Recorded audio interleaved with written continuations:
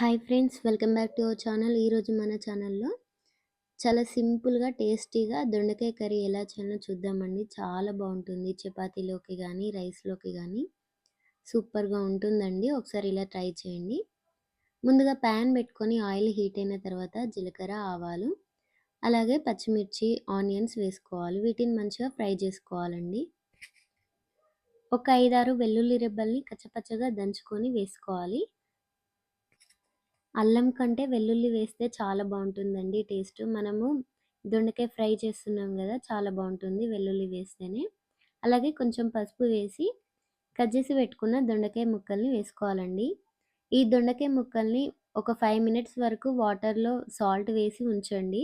అప్పుడే ఈ దొండకాయ పైనున్న బంక అనేది ఉంటది గదండీ! మంచిగా ఫ్రెష్ అయిపోతాయి. ఒక 5 మినిట్స్ వాటర్‌లో ఉంచుకోవాలి సాల్టేసి. తర్వాత మంచిగా చిన్న చిన్న పీసెస్ లాగా కట్ జేసుకోవాలి. ఈ దొండకాయ పీసెస్ వేసుకున్న తర్వాత మీద వాటర్ పెట్టుకొని ఒక 8 మినిట్స్ వరకు సిమ్‌లో పెట్టుకొని మంచిగా ఉడికించుకోవాలండి. 8 మినిట్స్ తర్వాత చూడండి ఫ్రెండ్స్, మనకు దొండకాయ ముక్క అనేది ఒక 70, 80% వరకు ఉడికింది.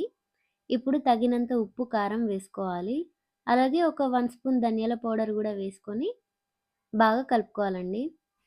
వాటర్ వేసి పెట్టుకున్న ప్లేట్‌ని మళ్ళీ పెట్టుకొని ఒక 3-4 మినిట్స్ వరకు ఉడికించుకోవాలి. 3-4 మినిట్స్ తర్వాత చూడండి ఫ్రెండ్స్, మనకు దొండకాయ కర్రీ అనేది రెడీ అయినట్టే. చాలా సింపుల్‌గా బావుంది గదండీ దొండకాయ కర్రీ. చాలా బావుంటుందండి టేస్ట్ గూడా. అలాగే చివరిగా కొంచెం కొత్తిమీర వేసుకొని ఒకసారి బాగా కలుపుకొని స్టవ్ ఆఫ్ జేసుకోవడమే. చాలా సింపుల్ అంటే సింపుల్ కర్రీ అండి. కానీ టేస్ట్ మాత్రం సూపర్‌గుంటుంది. మీకు ఈ రెసిపీ నచ్చేదుంటే మన ఛానెల్‌ని సబ్స్క్రైబ్ చేసుకోండి friends. Thank you for the watching. Bye.